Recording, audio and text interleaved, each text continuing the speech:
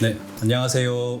방쌤TV 의사 박민철입니다. 오늘은 페이스 리프팅의 복합적인 효과를 위해서 어떤 방법을 사용할 수 있는지에 대해서 설명드리려고 합니다. 지난 시간에 제가 실루엣 소프트에 대해서 설명드렸었는데요. 실루엣 소프트를 시술했을 때 장점이 많은 시술이라고 설명드렸었는데, 제가 오랫동안 시술을 해보면서 아무리 잘 개발된 시술이라 하더라도 장단점들이 보입니다. 그래서 단점들을 보완하기 위해서 어떤 시술을 같이 병행했을 때 훨씬 더 효과를 낼 수 있는지, 이런 거에 대해서 오늘 설명 좀 드리려고 하고요. 그 예의 하나가 바로 실루엣 소프트와 에어젯 리프팅을 병합하는 방법입니다. 병합 시술을 해봤을 때 어떤 장점이 있었고 어떤 원리에 의해서 효과를 내는지, 이런 거에 대해서 설명을 좀 드리려고 하고요. 그래서 오늘 잘 들어보시면 굉장히 많은 도움 되실 겁니다. 한번 보도록 할게요.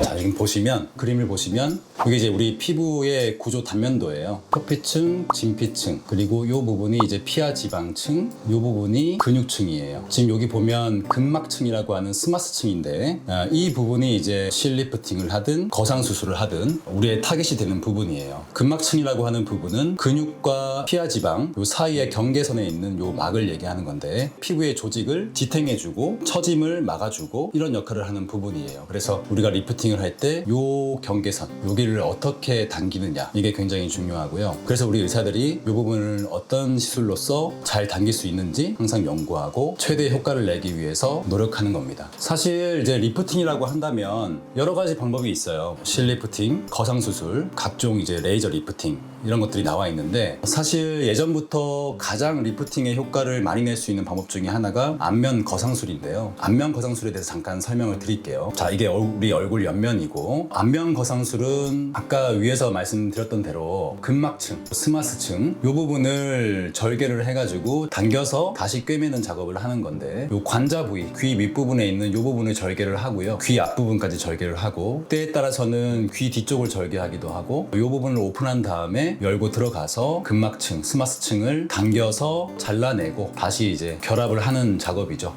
그래서 전체적인 피부가 이제 당겨지는 거죠. 그래서 굉장히 드라마틱한 효과를 내기도 하는데, 수술이라는 부담감 때문에 주저하시는 분도 계시고요. 그리고 흉터가 생길 수 있는, 그리고 회복 기간이 길다라는 그런 단점이 있고, 마취에 대한 부담감도 사실 있는 거고요. 그래서 이 그림을 보시면 이렇게 절개선에 흉터가 남을 수 있는 단점, 그리고 이 피부를 절개하고 들어가서 근막층을 그냥 당겨서 붙이는 역할만 하는 거니까 우리가 원하는 부위를 세세하게 다 올릴 수 없는 그런 단점들이 있어요. 자, 그래서 지난번에 제가 말씀드렸던 이제 실루엣 소프트와 에어젯 리프팅 두 가지 시술의 병합에 대해서 어떤 효과가 나타나는지에 대해서 설명을 드릴 거고요. 실루엣 소프트를 받으시는 분들이 효과가 좋은데 조금 더 아쉬워하는 부분들이 있더라고요. 그래서 간단하게 병합을 했을 때 조금 더 만족해 하시는 그런 시술들을 생각해보고 연구해 본 결과 에어젯 리프팅이라는 시술을 같이 병행했을 때 효과를 더 줄 수 있다는 것을 알게 됐고, 그런 부분들에 대해서 오늘 설명드릴 겁니다. 지난 시간에 제가 말씀드린 이제 시술이 실루엣 소프트인데요. 보시면 실 구조는 지난번 영상 보시면 다 이해하실 거고요. 실을 이렇게 걸어서 조직을 재배치해서 당겨주는 거죠.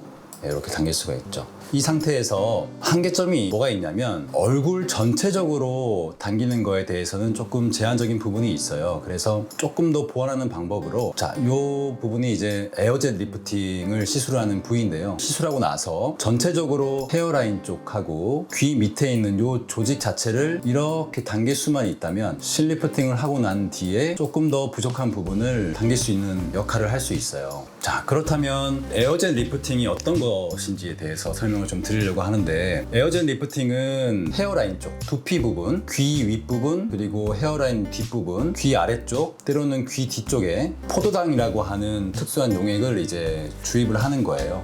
주입을 해서 두피 쪽에 상처를, 좋은 상처를 적절하게 내주고, 그 상처가 아무는 과정에서 유착을 유도하는 거예요. 유착이란 게 뭐냐면, 이 두피 조직의 안쪽에 약간의 그 거미줄 같은 끈들이 형성되는 거죠. 그래서 피부를 붙잡고 당겨줄 수 있는 역할을 하는 건데, 조금 쉬운 예를 들면 토끼 있잖아요. 토끼 그 목덜미 뒤를 이렇게 잡고 들면 얼굴이 이렇게 당겨지는 것처럼, 그런 이제 원리라고 생각하시면 될 것 같아요. 스타킹 쓰고 당기면 이렇게 당겨지는 거, 그런 원리라고 생각하시면 돼요. 그래서 우리 머리를 뒤에서 당긴다, 이렇게 당기면 당겨진다, 이렇게 생각하시면 될 것 같아요. 그런 원리를 조금 더 실리프팅에 병합을 했을 때 훨씬 더 이제 효과가 있다, 이거를 말씀드리는 거고,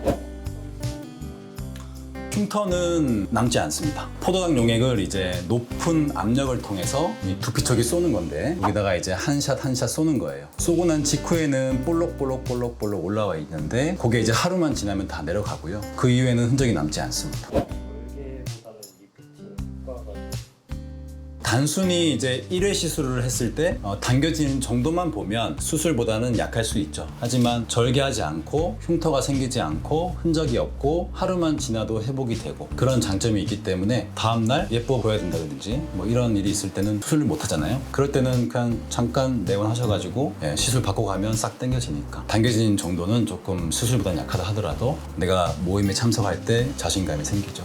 예전에는 사실은 우리 의사들이 실리프팅을 할 때 지금 에어젯 리프팅처럼 이렇게 착안을 했듯이 실을 이제 앞면 쪽에서만 당겼었단 말이에요. 그랬더니 이렇게만 당겼더니 여기는 가만히 있는데 여기만 이제 당기니까 너무 세게 당기면 이 부분은 좋아지는데 여기가 이제 조직이 모이죠. 그러니까 볼록해지는 단점이 있어서 얼굴이 넓어 보이기도 하고 광대가 더 튀어나오기도 하고 그래서 시도해봤던 것들이 헤어를 쉐이빙을 하고 두피에서 실을 넣어보자. 이렇게 두피에서 이렇게 했더니 당길 수 있는 길이가 기니까 훨씬 효과가 좋았죠. 하지만 쉐이빙을 해야 된다는 단점 그런 부분들을 또 싫어하시는 부분도 있었었고 우리가 이제 음식 먹거나 이런 걸 할 때 여기가 불편한 증상도 있었었고 그래서 이제 그걸 시도를 잘 안 하죠. 그래서 다시 이제 원래대로 돌아가서 이 헤어라인 안쪽에서 당기는 걸 하고 있는 건데 이제 그러다 보니까 다시 또 원래대로 그럼 이 부분 어떻게 할 거냐. 그래서 그런 부분들을 이제 고민해봤을 때 에어젯 리프팅이 대안이 될 수 있는 거고 용액만 쏴서 이제 피부를 당겨줄 수 있으니까 굉장히 장점이 있죠. 오늘 제가 실루엣 소프트하고 에어젯 리프팅 두 시술을 병행했을 때 어떤 효과를 내는지에 대해서 말씀을 드렸습니다. 나름 설명을 쉽게 자세하게 드리려고 노력했는데 혹시 더 궁금한 점이 있으시거나 제 설명이 이해가 안 되시는 부분들이 있다면 댓글 남겨주시면 제가 답변 드리도록 하겠습니다. 다음에는 제가 조금 더 알차게 준비해서 좋은 정보 갖고 오겠습니다. 감사합니다. 다음에 봐요.